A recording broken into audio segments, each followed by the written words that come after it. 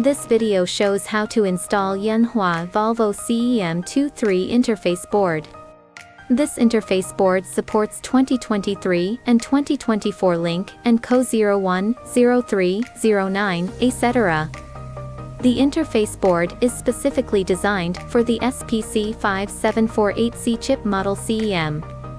1. Push the lock fastening of the interface board to the unlock position. Find the interface board installation area on the CEM according to the visual positioning mark on the interface board. 2. Align the interface board with the CEM socket and align with the two positioning holes.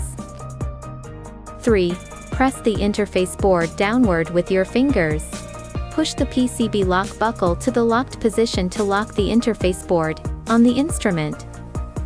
Yanhua Volvo CEM interface board has the advantages of compact size, precise pin positioning, easy installation, pin connection is firm and stable, not easy to loosen, and safer data reading and writing. Thank you for watching.